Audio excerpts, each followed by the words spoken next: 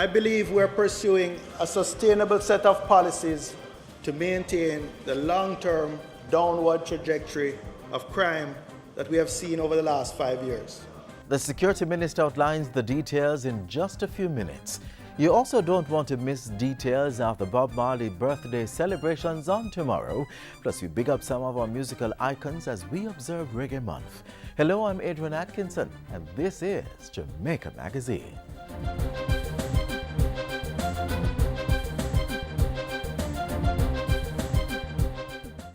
Let's celebrate Jamaica to the world. Fastest man in the world. First Jamaican woman to win gold in Olympic 100-meter sprint. An upcoming global superstar. Mouth-watering meals. And a vibrant set of people. We are Jamaicans. Let's get together and bring back the love.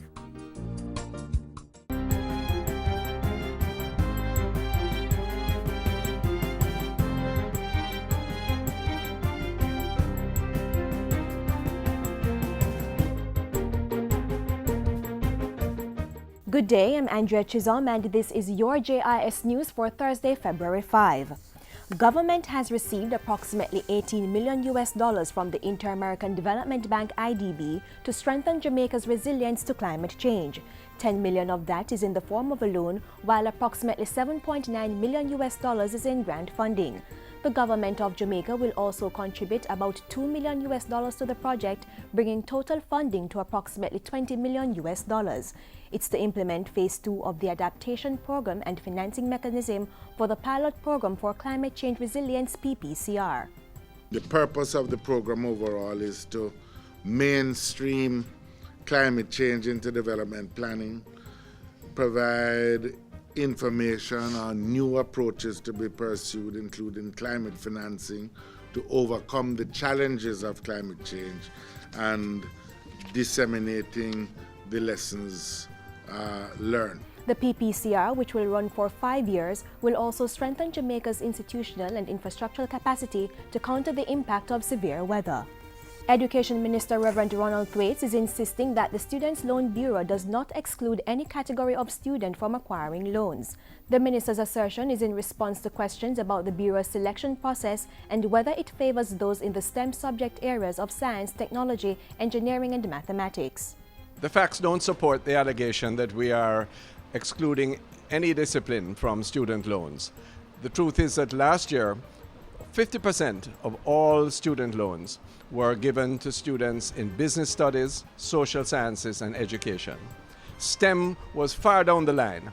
He points out that some of the funds that go to the Bureau, particularly grants from the Heart Trust NTA, can only be used for technical and vocational studies. But the minister insists that no student who meets the SLB's lending criteria is denied a loan.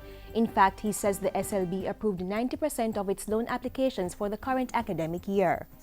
Government will be moving this year to enact legislation to formalize restorative justice into the criminal justice system. Only some civil cases can be referred to the restorative justice process. But Justice Minister Senator Mark Golding says his ministry will soon seek Cabinet's approval to issue drafting instructions for the legislation to allow the same for some serious and violent crimes.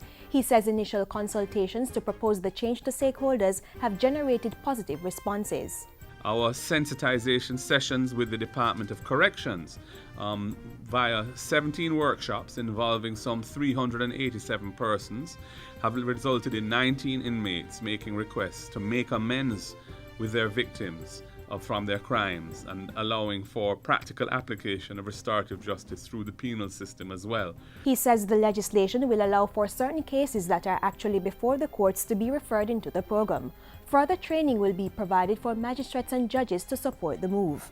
Meanwhile, 2 additional restorative justice centers will be established soon as government expands the non-adversarial approach to justice delivery. One in West Kingston and the other in Mountain View. The Justice Minister says cases from those communities are already being referred to other restorative justice centers for resolution. With their addition, there will be 11 restorative justice centers available across the island. The Ministry of Youth and Culture has made strides in its restructuring efforts with the establishment of the Children's Affairs Division and the building out of the Youth and Adolescents Division. Minister Lisa Hanna says these divisions will allow the ministry to serve children and young people with greater efficiency. The major functions of the Youth and Adolescents Division will include ongoing youth development and strategy, program development, leadership or coordination of local and international programs, and collaboration with sector partners to implement the National Youth Policy. The new Children's Affairs Division is now responsible for providing technical support in the development of policies, legislative framework and programs geared towards the care, protection and general welfare of Jamaican children 0 to 18 years old. The division will also oversee the activities of the Child Development Agency and the Office of the Children's Registry. Meanwhile, Minister Hanna says the review of 3 important policies are now well advanced and ready for Cabinet submission. They are the Child Care and Protection Act, the Adoption of Children Act, and the National Youth Policy. And finally, the Community Safety and Security Branch of the Jamaica Constabulary Force will be partnering with the Traffic Department to contain the number of road fatalities on the island. Head of the branch, ACP Gary Welch, made the disclosure at a recent JIS think tank. Working with the Traffic Department, we intend to make announcements on hot spots where we have accidents and to offer tips to motorists so that they can traverse our roads safely. As at February 4, 26 persons have lost their lives on the nation's roads. And that's it for JIS News today. I'm Andrea Chisholm. Thank you for watching.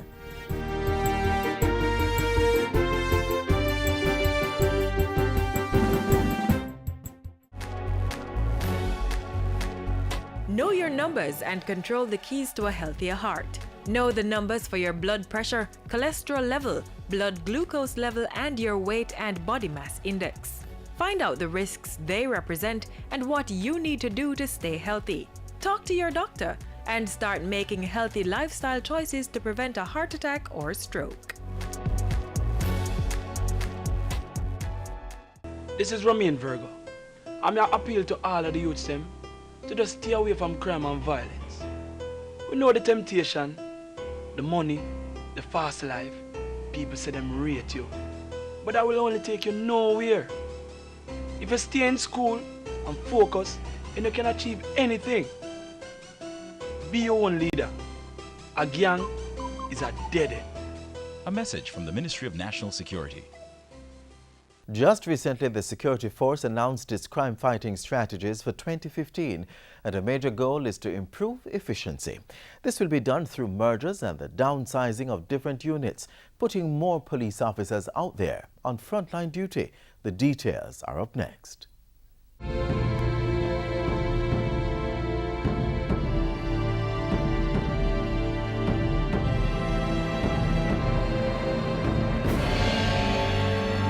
Can and must maintain the momentum we have started.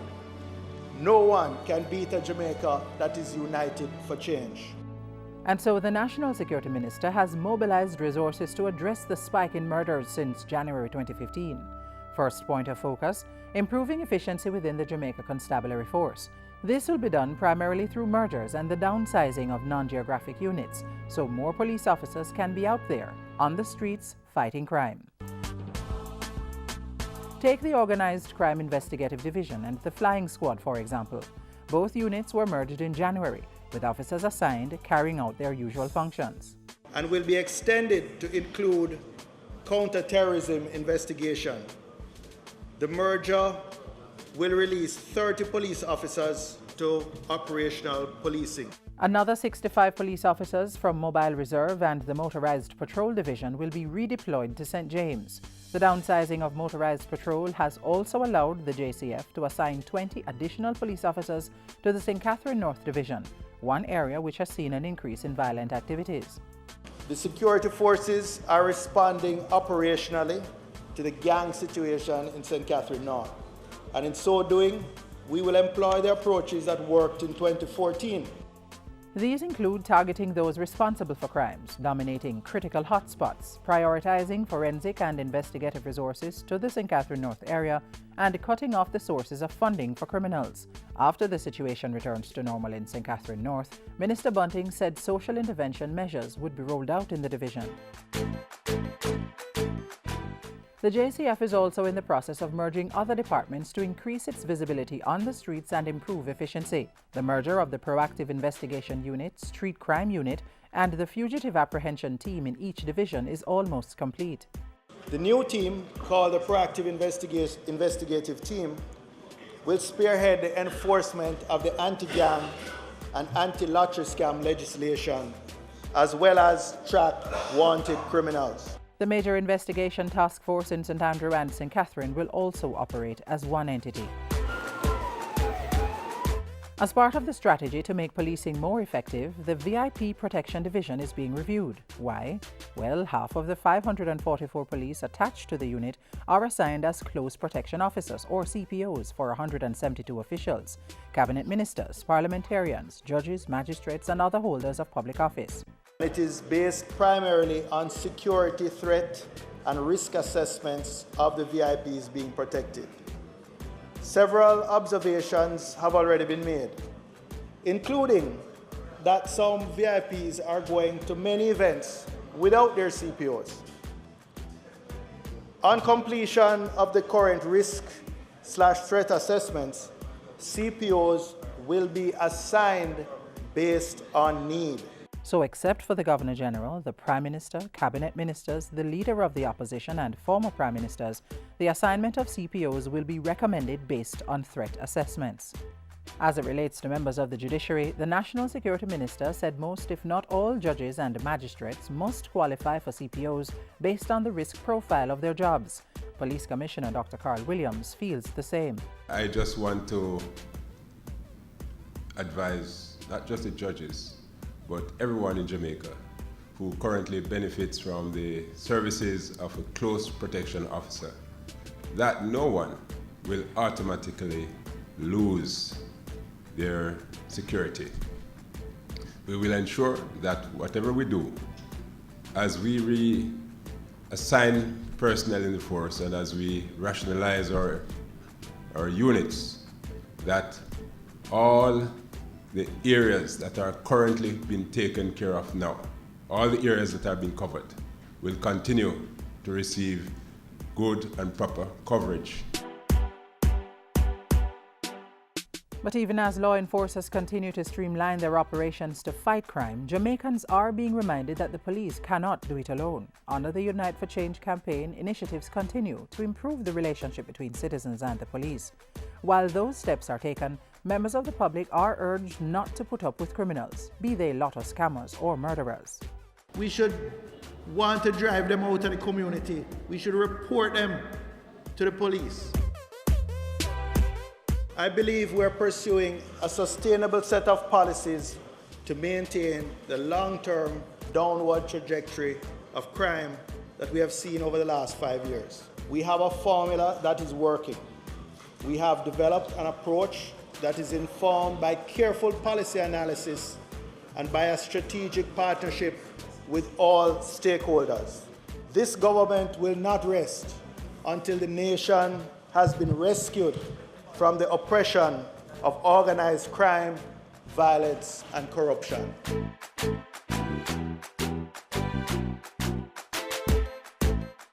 See Marcia husband there, him a one of the biggest juggies. Wait, somebody a scream. Lord, them a bun down rice to work and never pay the extortion money. Who them man there? How would them a do with Jackie liquidator? It's serious times. Speak up for justice and keep your eyes open. When you hear about any crime, report it. Silence brings violence. A message from the Ministry of National Security.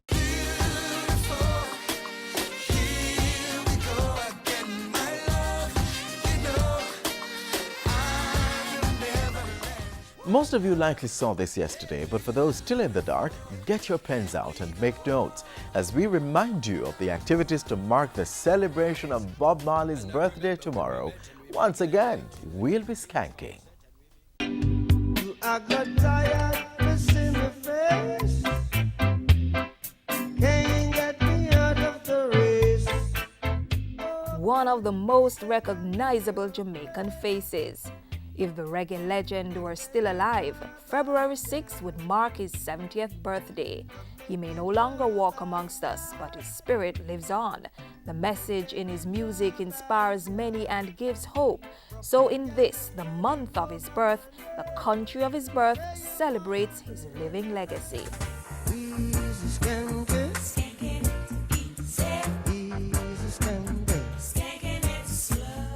I'm often asked the value of reggae music and the value of Bob Marley to Jamaica and Jamaica's tourism. And I will say it's immeasurable. It's not something that you can put a figure to. On the anniversary of his 70th birthday, we will work with you to keep the message of Bob Marley going across the world, because it's a message that keeps brand Jamaica and shows what is the best of brand Jamaica. Government is supporting the Bob Marley group of companies in spearheading the celebrations. Activities throughout February will showcase the life and works of the late legend, highlighting that the legacy continues. The celebrations kick off on the anniversary of his birth in an extra special way. The Bob Marley Museum will definitely come to life on February 6th with the ceremonial tribute. This year our structure is a little bit different. We're going to open to the public after 10 a.m. for full activities all day long. Among them, the unveiling of Marley's restored 1976 Land Rover Series 3 that will go on permanent display at the Hope Road Museum. Children will not be exempt from the celebrations. They'll be engaged in readings from Cedella Marley's books, Three Little Birds and The Boy from 9 Miles. And the Jamaica Musical Theatre Company will facilitate an excerpt from its new theatre production, Nesta's Rock. Could you be loved? Oh, now. And be loved. I said, could you be loved? Could you be loved? Could you be and be loved? By the way, the production continues until the 22nd at the Philip Sherlock Center at the University of the West Indies. It is an exciting and exhilarating production for the young and for the young at heart.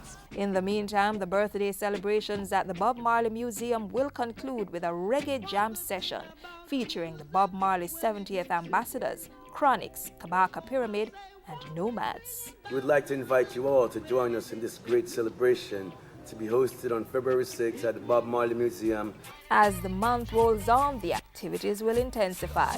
On February 7th, the music fraternity will converge on the Kingston waterfront for the annual Bob Marley concert. Just know there's going to be a wonderful tribute coming out from the Marley brothers, and so it is definitely a concert not to be missed. As Bob would have it, as he did for the people, and so it is definitely free of cost. On February 8th, the Trenchtown Festival Committee, in association with the Jamaica Reggae Industry Association, will celebrate the legend at the Trenchtown Rock Center. That kicks off at the Boys Town football field in Trenchtown, former home of the Reggae King. Light me up yourself, for reggae is an order bag. Light me up yourself, and don't say no.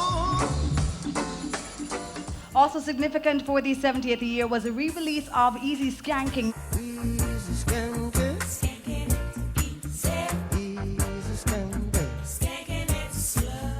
Universal Music Group has teamed up with the family of the late icon to release a DVD and CD set of the entertainer's 1978 concert at Boston Music Hall. Now it's titled Bob Marley and the Wailers, Easy Skanking in Boston 78, and the collector's item is due out on February 10th. Then for the academics, there will be several symposia with a few of Jamaica's top researchers and scholars at the museum. The symposiums that we're going to be hosting are going to include topics such as reggae music and reggae and the fusion of fashion. And we're going to acknowledge, of course, certain persons or certain designers like Cedella Marley.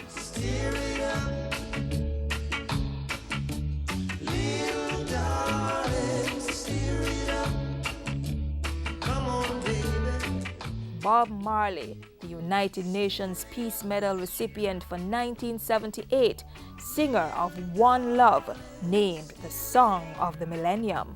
This is not the achievement of an ordinary person, and we must give credit to him for all that he has achieved.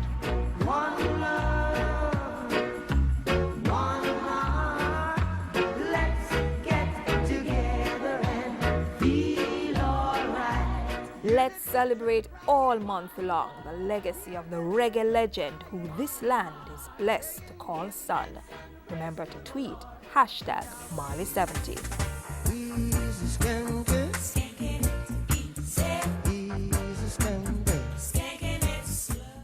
Musicians, users of music instruments. If you're a registered member of the Jamaica Federation of Musicians or the Recording Industry of Jamaica, you may apply for a waiver of duty on the importation of music equipment. You'll need to submit the following: a letter of request to the Film Commission or Creative Industries Unit, and a pro forma invoice detailing the items being imported with corresponding serial numbers and costs. Jamaica Promotions Corporation JAMPRO will submit the documents to the Ministry of Finance for approval. You must get approval before the items arrive. For more information on the Music Tools of Trade incentive, click on the Tourism and Entertainment Ministry's website at mot.gov.jm or call the Ministry's Entertainment Division at 920-4926-30. This is the Rockers. This is the Rockers, ladies and gentlemen. You keep on knocking, knocking, knocking. The contagious beats and lyrics of our reggae music masters are hard to resist by persons home and abroad. They have us rocking and singing every chance we get. These musicians are important to the development of the industry, and so we pay homage to a few of them as we also celebrate Reggae Month. There's a land that Lyneth Marcia Griffiths, Officer of the Order of Distinction, for outstanding contribution to the development of Jamaican music. Getting a thunderous applause here. The Queen of Reggae is known primarily for her strong, smooth as a mouse love songs and captivating live performances. In a career spanning 50 years and still going strong, she hits high points internationally as a soloist. She toured the world as a member of the I3 with Bob Marley and the Wailers. And of course, she's taken that song, Electric Boogie, to another level. It's a wonderful feeling. I feel like I'm on top of the world, and being honored for the second time by the government of Jamaica is just overwhelming. Mr. Phil Chen for outstanding contribution to the development of Jamaican music. Phil Chen, one of Jamaica's most popular international bassists. He was born and spent much of his early life in Kingston, where he attended St. George's College. He played with the Vikings in the 1960s and in bands on the club circuit in Kingston before relocating to England in the late 1960s. Chen has played with some of the biggest names in pop music, including with singer Rod Stewart. Bobby Ellis for outstanding contribution to the development of Jamaican popular music. Robert Ellis, trumpeter and flugelhorn player and musical arranger, has been a seminal part of Jamaica's popular music for over 50 years. He's worked with some of Jamaica's most accomplished reggae artists, including Peter Tosh, Bob Marley and the Wailers, the Revolutionaries, Joe Higgs, Derek Harriott, the Burning Spear, Dennis Brown, Dean Fraser, Jimmy Cliff, Marcia Griffiths, who is also being honored here today. He attended the Alpha Boys School and has received a sound musical education in marches and waltzes, classical pieces, jazz and swing, which gave him an extensive knowledge of timing, harmony, and form.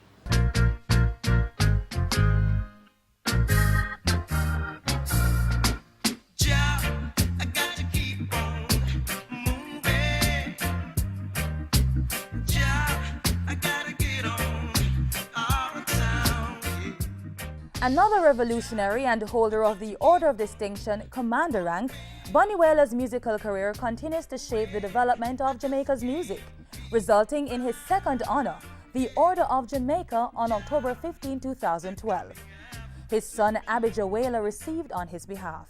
He's done a lot for Jamaica in general, but reggae music and music, he's seen it through a lot of stages and he's seen it go through a lot of genres to become what it is today. So I think he would feel, I think he does feel like he deserves such an award, and like I said, he's Honorable Neville Livingston now, so he's very proud.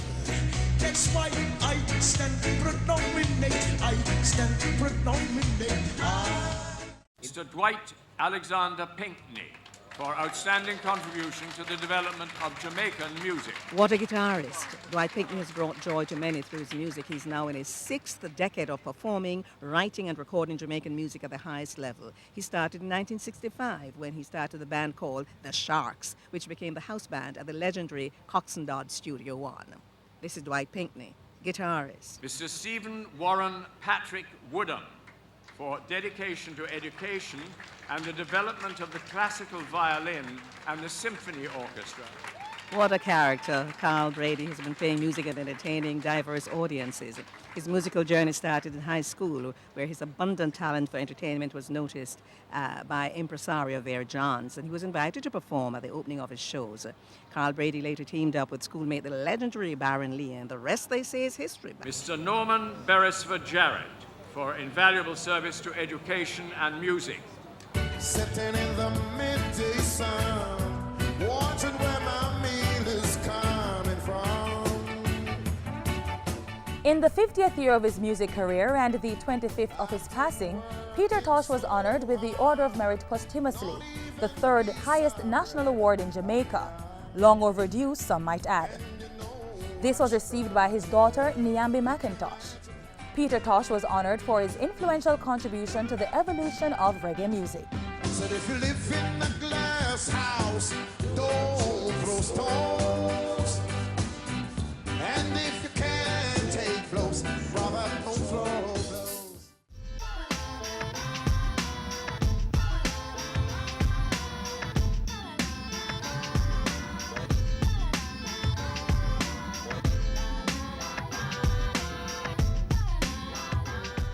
Well, I like Jamaican music because it speaks to your soul. You know, there's an intensity in it, and you know, it can appeal to the masses. Rhythm, I like the melody, and it's very infectious, right? That's what I like about Jamaican music. Once you hear it, you want to move. That's part of our culture. The beat, yeah, the beat is just unique.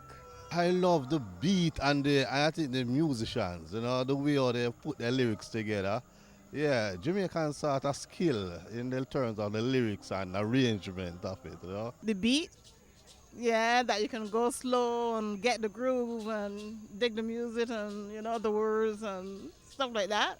Yeah, but I like the rhythms. I like the fact that it's unique. We have incorporated the European aspect and some of the African roots and other nationalities into it, but we have made it our own. The thing about Jamaican music is that you can't find it nowhere else. Everything? Well, just about everything. I mean, it's so versatile, isn't it? Well, Jamaican music is a heartbeat music, or the truth music, you know. It says it deals with truth and justice, the revolution, you know.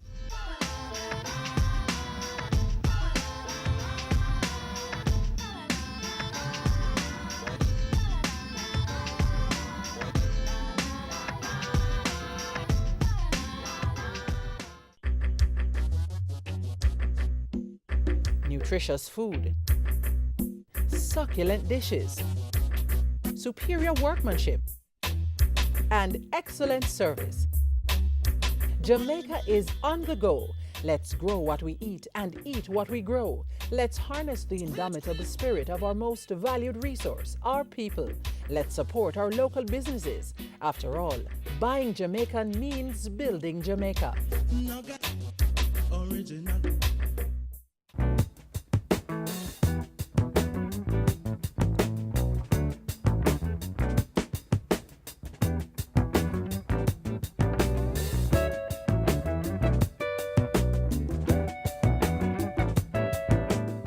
Jamaica Magazine comes your way again tomorrow, same time, same station.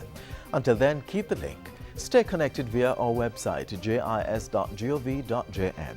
We welcome your feedback, so keep sending your comments to jamaicamagazine@jis.gov.jm or via tweet @JISnews.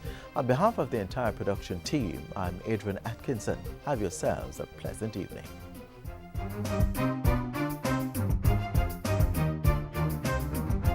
This has been a production of the Jamaica Information Service, the voice of Jamaica.